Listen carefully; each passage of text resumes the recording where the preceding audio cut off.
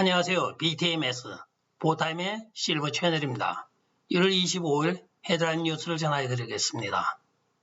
보타임의 하버드 법대 명예교수인 알렌 덜셔비츠 교수가 뉴스맥스와의 인터뷰에서 도널드 트럼프 대통령에 대한 2차 탄핵에 자신의 법적인 견해를 피력하고 있습니다. 그는 도널드 트럼프 대통령이 평화적이며 애국적인 시위를 요구하였다고 하면서 미국에서는 지지자와 주최자의 차이가 관습으로 존재하며 그 뜻은 범죄 행위자에게 관한 것이지 말한 사람에게 있지 않다고 1801년 토마스 제퍼슨의 서문을 들어 해석을 하였습니다. 따라서 상원은 탄핵 반대를 할 수도 있고 또는 다수의 힘으로 탄핵 찬성으로도 갈 수도 있지만 탄핵 찬성을 하는 후자의 경우에는 위헌이라고 이야기하고 있습니다.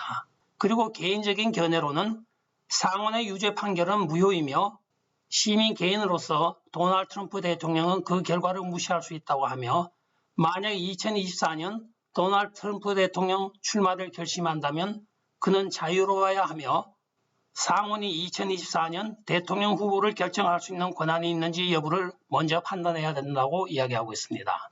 재판은 시간이 오래 걸리고 스포트라이트이 도널드 트럼프 대통령에게 집중될 것이며 이것은 민주당이나 지금 행정부에 도움이 되지 않을 것이라고 충고하고 있습니다.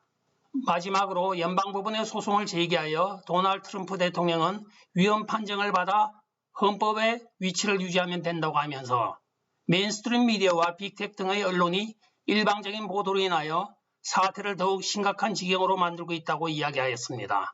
따라서 이번의 탄핵 시도는 언론의 지지를 받지 못했던 메카시즘보다 언론의 지원을 받기에 더욱 위험한 상황으로 내몰고 있다고 민주당의 탄핵 시도의 위험성을 지적하고 있습니다.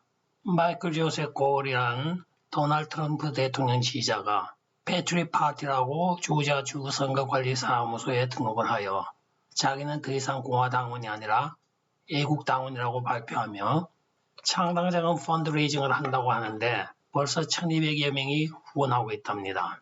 그런데 트위터 등에서는 돈벌이 하려고 하는 것이라고 하는데 여러분 각자의 판단에 맡기겠습니다. 한편 얼마 전 캘리포니아에서도 다른 사람이 더 패트리엇 파티라고 등록을 하고 모금을 하였습니다. 2020년 대선에서 도널드 트럼프 대통령의 수석 보좌관을 담당하였던 제이슨 밀러가 팍스뉴스와의 인터뷰에서 최근에 회자되고 있는 신당 창당설을 일축하였습니다. 한간에 애국당이라는 가칭까지 놔돌았으나 근거 없고 계획도 없다고 하면서 2022년도에 있을 하원 선거에서 공화당 다수석 확보를 위하여 도울 것을 예정하고 있으며 당분간은 활동을 할 계획이 없다고 이야기하고 있습니다. 인스타그램이 백악관 홈페이지 팔로우를 강요하고 있습니다. 빅텍의 빅라이가 시작되고 있으며 백악관의 홈페이지의 팔로워가 100만 명 미만이기 때문에 인스타그램에서 조 바이든 행정부의 백악관 계정을 팔로우하도록 강요하고 있습니다. 한편 댓글에는 8,100만 표를 얻은 사람인데 오바마보다도 더 많은 득표를 하였다며 비꼬고 있으며 분명히 언팔로우를 하였는데 신기하게도 지금 팔로우하는 걸로 되어 있다고 하고 있습니다. 타코마 워싱턴에서 안티파 시위대에 갇힌 경찰 순찰차가 시위대를 탈출하기 위하여 시위자들을 차로 밀어버리고 빠져나가는 와중에 한 명의 시위자가 차에 깔려버렸으나 순찰차는 그냥 타고 넘어가 버렸습니다. NMSU 뉴멕시코 스테이트 유니버시티의 잔 플로리스 총장이 교내 회담에서 메인스트림 미디어의 주장을 되풀이하면서 증거가 없다고 한 데 대하여 동대학 경영학부 학장인 데이비드 클레멘트 교수가 조목조목 반박을 하고 있습니다. 그 내용을 간추려보면 경합주 법원과 연방법원에서 기각이나 각하를 한 것은 소송 당사자의 자격 요건에 관한 것이지 증거 유무가 아니라고 하면서 자신은 574페이지에 달하는 진술서, 포렌식 보고서 등을 다 열람 보관하고 있다. 따라서 이 모든 내용들은 각 법원의 증거 규칙에 따라 법정에서 진행되며 여론이 아니라고 하였습니다. 이어서 법정에서 증거를 듣지 못하였다는 것과 증거가 없다는 것은 전혀 다른 차원의 문제라고 이야기를 하고 있습니다. 빌 게이츠가 최근에 네브라스카에서 2만 에이크의 농지를 또 소유하였습니다. 따라서 1월 20일까지 빌 게이츠의 총 미국 내 농지 소유는 24만 2천 에이커에 달하며 미국의 최대 지주가 되었습니다. 참고적으로 24만 2천 에이커라고 하면 제주도 땅의 절반입니다. 대부분의 미국인들은 정부가 불법 이민자들의 행렬을 국경에서 멈추어 주길 원하고 있습니다. 금요일인 22일 라스무센 발표에 따르면 미국 유권자 60%가 미 정부가 국경에서 캐러반을 중지하여 주기를 원한다고 합니다. 각 개인의 사례를 개별적으로 검토할 수 있을 때까지는 일시적으로 입국을 허락하자는 것은 30%에 그치고 있으며 장벽 건설 중단에 대해서는 45%, 장벽 건설 48%로 장벽을 건설해야 한다는 쪽으로 많이 나타나고 있습니다. 국경에서의 카라반 저지에 대해서는 공화당 지지자가 82%, 무당층은 63%, 민주당은 30%로 나타나서 이민정책에 있어서 심한 당파적인 견해의 차이가 있는 것으로 나타나고 있습니다. 한편 상원 다수의 대표인 척 슈머는 흥미롭게도 이민 문제에는 등한시하고 탄핵이나 코로나에만 정책을 말하고 있습니다. 조지아주 하원 의원인 버넌 존스의 트위트입니다.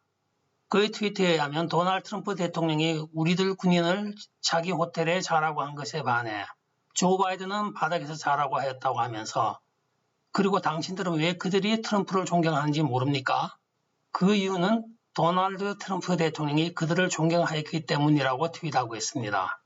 참고로 조 바이든은 군인들과 경찰들의 격려를 받고 또 격려를 하지 않고 그냥 땡큐만 한다고 하는군요.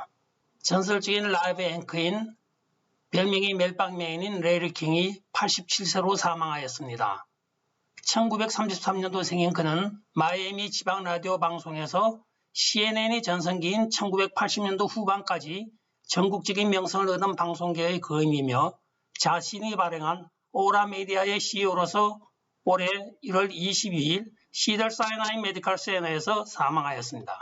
1월 2일 날 코비드 확진 판정을 받고 입원한 지 3주일 만에 결국 회복을 하지 못하고 사망한 안타까운 소식입니다. 고인의 명복을 빕니다. 미조리주 제퍼슨시 소재의 Tiger Firearms and Reloading이라는 촉부상에서 바이든 지지자에게는 총과 탄약을 팔지 않는다고 하고 있어서 화제가 되고 있습니다. 중공 바이러스로 힘든 시기에 콜로라도주의 한 식당에서 20불 사전의 음식값에 팁을 1,400불이나 더하여 1,420불 공사전을 결제하였습니다. 그 사연인즉 어려운 시기에 종업원들 7명에게 200불씩 팁으로 주라고 1,400불의 팁을 놓았다고 합니다. 이 추운 겨울에 마음 따뜻한 소식이었습니다.